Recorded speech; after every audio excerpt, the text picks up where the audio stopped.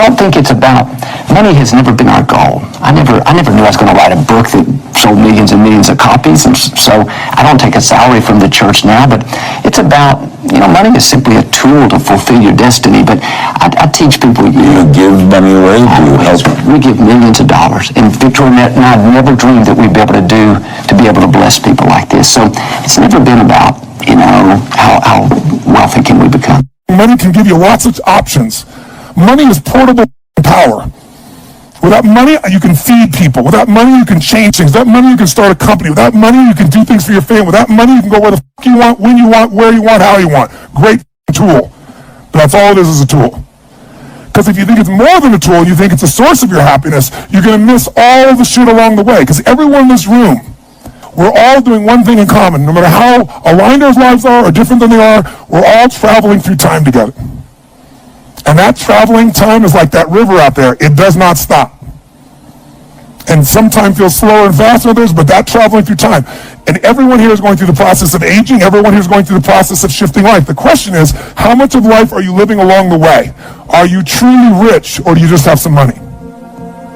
Or do you not have money and you don't have wealth? I know people have money who are very poor. I know people have lots of money that are very rich. The difference is how they are in their relationships, how they are in their sense of spirit, how they are in capturing the moments. So you have to decide right now to be rich, not when you get to a certain number. You got to decide right now, I'm a wealthy mother, or whatever appropriate language would be for you. But when you operate from you're already beyond, you're not trying to get beyond the scarcity. If you're always operating in scarcity, I got to try to get somewhere, that's bullshit. I'm here, and there's the mountain I'm taking next. That's very different than I'm going to try to get to that place when I can finally be enough, certain enough, happy enough, free enough, excited enough. And the truth is, when most of the things you get to where they are, it's nothing like you thought it was going to be. Who's achieved some huge goal, you got it, you're excited, and then for how long? Who can think of a goal that you just pushed for, you got it, and you really were excited about it? How long did that feeling last for that situation? How long? A minute? Seconds? A month? Who can remember something that you really were excited about, and within 6 months to a year max, you were taking it for granted? Let me see your hands.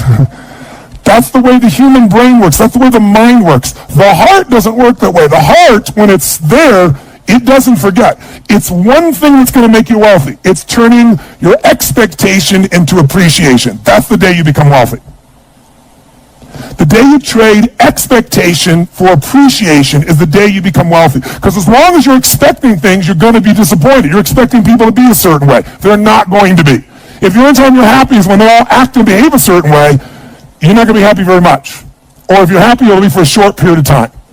You expect your spouse to be a certain way. You expect your kids to be a certain way. You expect your coworkers to be a certain way. You expect yourself to be a certain way. How about appreciation? That's the game. Because if you can appreciate the littlest things, you got gifts that nobody else has. So the first place to be wealthy is psychologically, emotionally, and spiritually. And that place has to get regular deposits. And that means, just like some of you meditate, you need a daily discipline of magic moments, and you got to learn to capture the little ones. And that muscle's got to be built. So what's your daily practice? You can call it whatever you want. We'll call it here magic moments. Every day I want you to capture at least 2 to 3 magic moments minimum. It could have been a conversation with a friend. It could have been a moment when an insight happened. It could have been a moment on the mountain. It could have been a little insight or distinction that you got that changed it. But you don't just capture it and write it down. You want to feel it and realize its value. You want to feel it like it's grace. Like it's a gift that's been given to you. And what you're doing is appreciating that gift. But like when people say money doesn't matter, they don't know where to shop.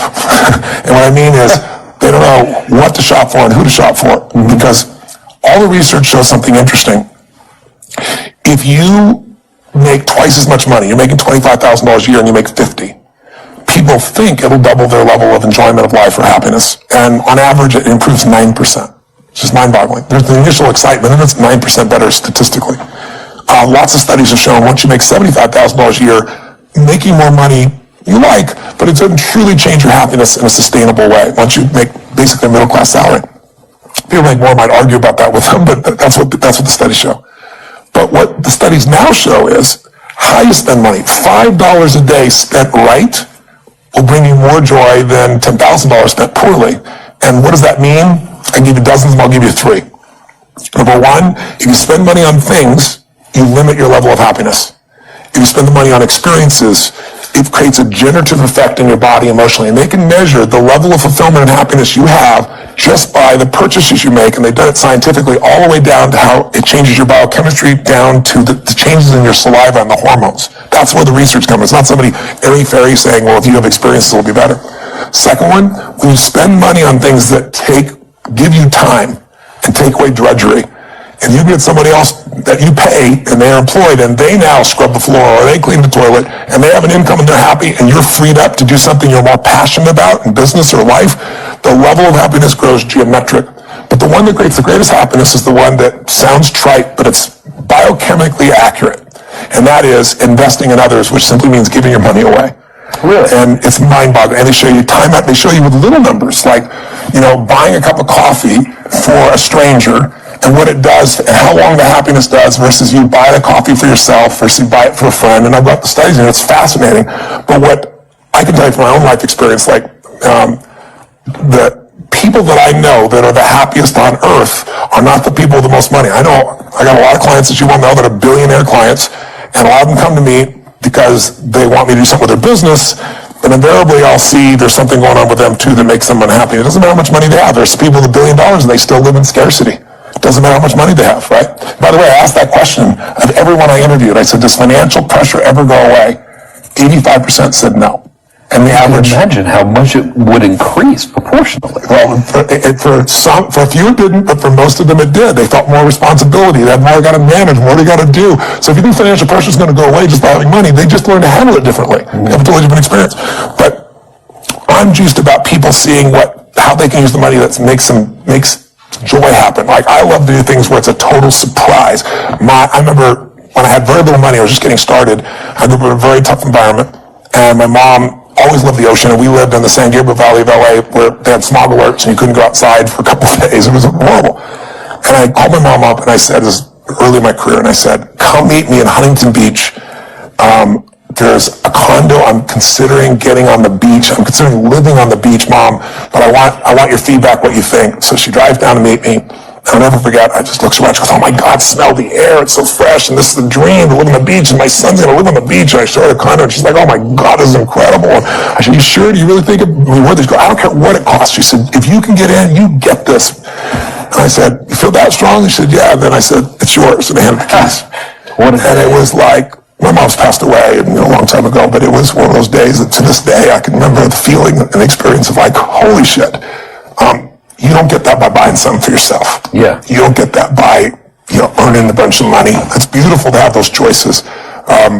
We were saving up for an RV, and we were invited to Las Vegas. They had this trip, and we came around the corner, and there's this ultra unbelievable double-sided, and I said, wow, look at that. He said, oh my God, that's the most incredible. We can never have anything like that. And I said, well, let's look inside. The door's open. He said, oh, we can't go in there. I said, well, let's just stick our head in, Took in the end, right? And they said, oh, we can't. I said, come on. I sat down there. Get out of there. Get out of there. It's yours. Those are the days that, that's what mastering money's about. Yeah. You either master it or it masters you, baby. Yeah. And if you master it, you can learn, grow, and you can give. And money isn't everything, because you have a lot of money and still be a selfish bastard. I mean, money just makes you more of what you are. If you're really selfish, you got more to be selfish with. If you're really giving, you can have more that you can give with. And so I feel privileged at this stage of my life to have found a way to do what I love, which is to light people up and bring them breakthroughs and bring them answers in their body, their emotions, their relationships, all these areas, but also in their financial area as well. And when you're able to do it in all those areas, life's pretty cool. If you just do it in the money area, it's not enough. I mean, richest man in the graveyard is not going to do any good. And so this book is really about how to have that real wealth. And I just finished to tell you that I end the book sharing a story that I'll share with you, because you know me well enough to know what this is like. And I know you can relate in some ways. Your background in your hot suit, going out there with your credit card machines down in, was it Macon, Georgia? Macon, Georgia. Macon, Georgia, baby. It's still hot down there. It's still hot down there, and you're not. I'm still unwelcome to go try to sell credit card machines down. They'd still rather me not show up. I thought that's a good thing. Yeah. But we have a similar background. We started with nothing, and I can remember I know the day I became wealthy, because I was thinking towards the end of the book, what was the day that I became a wealthy man? And I was broke. I was living in Venice, not Venice, Italy, Venice, LA, in this 400 square foot bachelor apartment. I was feeling sorry for myself. I was mad at the world. I was mad at a friend of mine that I loaned, $1,000 to, and he didn't pay me back, and he wouldn't return my phone calls because I was broke. I mean, I was down to, $23, $24, something like that, some change. No prospects. I'm like, how am I going to eat? How am I going to survive? I'm going to pay my rent. I was already behind my rent by 30 days. And, when I was 17, my mom kicked my dad out. He went back east and kicked me out, and I survived by scratching up enough money each day and then going to the smorgasbord and loading up for the winter, just eating all I could to make it last a day or two. And I thought, okay, that's what I'm going to do. And I walked. I didn't want to take my car into the gas or pay for parking. Didn't have that kind of money. And I walked 3-4 miles from Venice to this place in Marina del Rey. It's still there. And it's called El Chorrito. It's this little Mexican restaurant that's on the water where all the amazing yachts are. And I thought, I'm going to go there and I'm going to absorb this abundance environment because I'm so scarce. And I'm going to eat all I can possibly eat for $5.95 with this tacos and salad. Healthy and energizing. Of course, totally energizing. Like something I can go have a good sleep afterwards and forget all this, right? And I went in and I loaded up for winter and I ate all the stuff and I'm looking out there and it was a beautiful day and it was gorgeous. And so I got up to go pay, and as I got to go pay, in the front door walks this little boy, probably 8 years old, and 7, 8 years old. And he was dressed in a suit, and he's just like, kind of demure like you right now. Anything I'm certainly demure, as you well know. That's I well know. But sincerely, he was just really, I don't know, there was something about this kid. He had this air about him, and he opened the door for his mother, and he pulled the chair out for her. I don't know, something about it just struck me emotionally very deeply. And I was just touched, thinking, this little boy has got so much heart and class. And so I walked up to him. I paid my bill and walked up to him, and I said hi, and I introduced myself, and I was nobody. It was who the hell's Tony Robbins? No Tony Robbins. And he says, this gigantic. That's what you're really thinking is not there. And I said, I just want to tell you, I watched you for the last few minutes. I said, I watched you open the door for you later. I saw you pull out the chair. I saw the way you looking in her eyes and giving her full attention. I said, you are a class act. And he looked at me and I said, and taking her lunch, that's awesome. He goes, well, she's my mom. And I said, that's even more cool. And he said, well, I'm not taking a lunch because I don't have a job yet. I'm 8. And I looked at him and I said, yes, you are. And I didn't have any plan. I just reached in my pocket, took all the money I had in the world. It was like $19 and some change, whatever was left after that. I just sat down in front of him in front of the table. And he looked up at me, his eyes got big as garbage can covers. He goes, what's that? And he smiled. I said, that's yours. He goes, I can't take that. And I said, yes, you can. He said, how come? I said, because I'm bigger than you are. And then I didn't say another word. I didn't say another word. I just turned. I didn't even look at his mom. I wasn't doing it for attention. And I walked out that door. And I didn't walk out that door. I flew out of that door, man. I had no car, walking home, I just felt like so alive. I felt so free. And I should have been scared shitless. I got no money. I don't know where I'm going to feed myself. I give away last minute. There wasn't an ounce of fear in me. It was like in that moment, scarcity died. It just died. It was out of my life.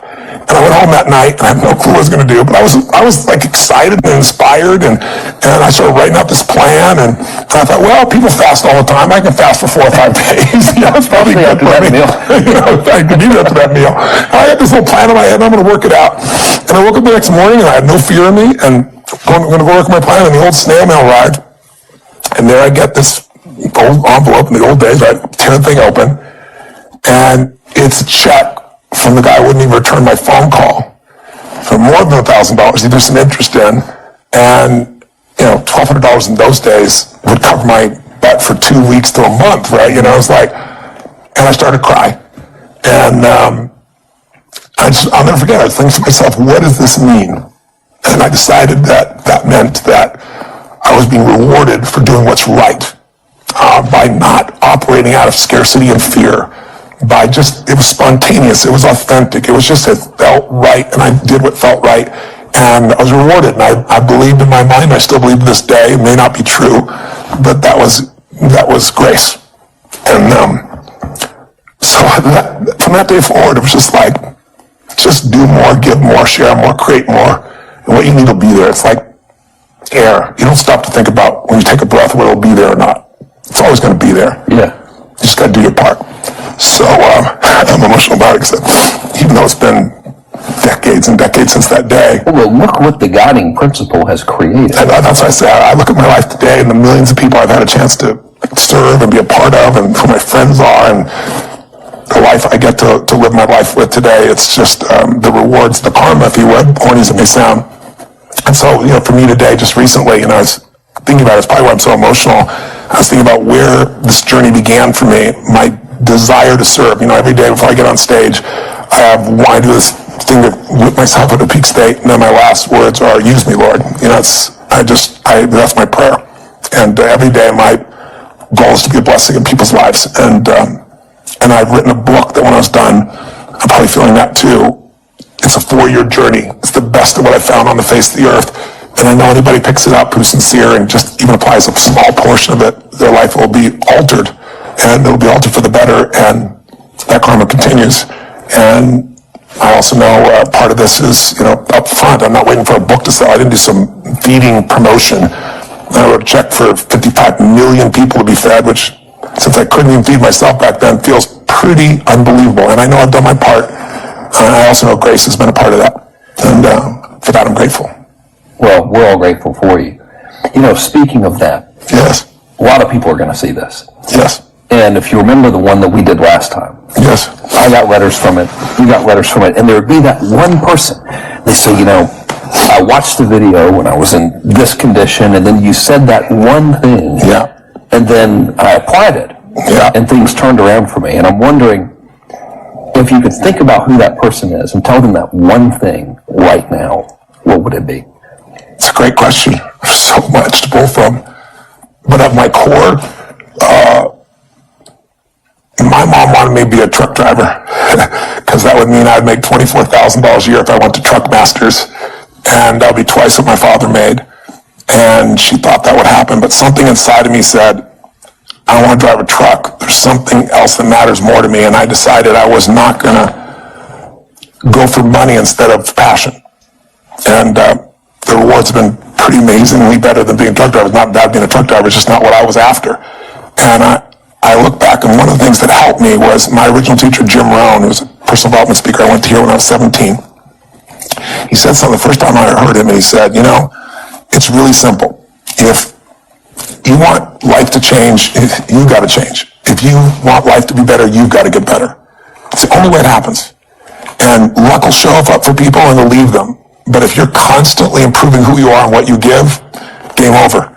And he also told me something about economics that I never forgot. He said, economics is really simple. The world really is simple.